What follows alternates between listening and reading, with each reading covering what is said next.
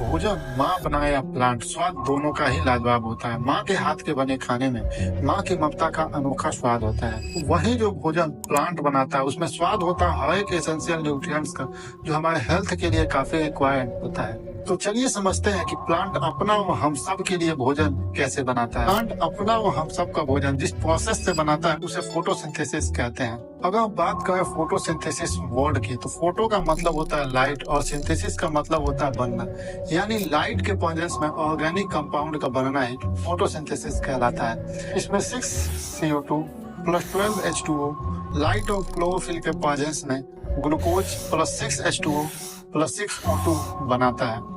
आपके मन में ख्याल आता होगा कि आखिर इस बात का पता किस साइंटिस्ट ने लगाया कि प्लांट अपना भोजन लाइट के प्रेजेंस में ही बनाता है, और साथ ही ये ऑक्सीजन आता कहाँ से है? क्या ये कार्बन डाइऑक्साइड से आता है या H2O से आता है?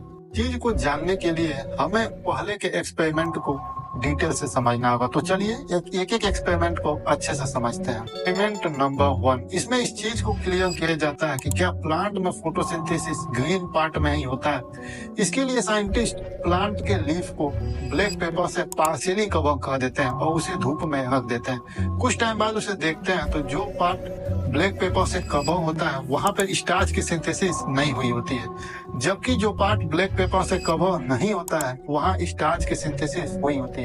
इससे ये चीज क्लियर हो जाता है फोटोसिंथेसिस प्लांट के ग्रीन पार्ट में ही होता है। अगला एक्सपेरिमेंट में साइंटिस्ट ये पता लगाना चाहते हैं कि क्या CO2 भी फोटोसिंथेसिस के लिए रिक्वायर्ड होता है। इसके लिए साइंटिस्ट 2 टेस्ट ट्यूब लेते हैं, दोनों में प्लांट के लीफ को डाल देते हैं। एक टेस्ट ट्यूब को ओपन रखते हैं और दूसरे को कॉटन KOH सोप से पैक कर देते हैं। KOH का काम होता है CO2 को एब्जॉर्ब कर लेना। कुछ समय बाद जब साइंटिस्ट देखते हैं तो जिस टेस्ट ट्यूब को ओपन रखते हैं वो पॉजिटिव स्टार्च टेस्ट देता है, और जो टेस्ट ट्यूब क्लोज होता है KOH कॉटन से वो निगेटिव स्टार्च टेस्ट देता है। इससे ये बात क्लियर हो जाती है कि फोटोसिंथेसिस के लिए CO2 रिक्वायर्ड होता है।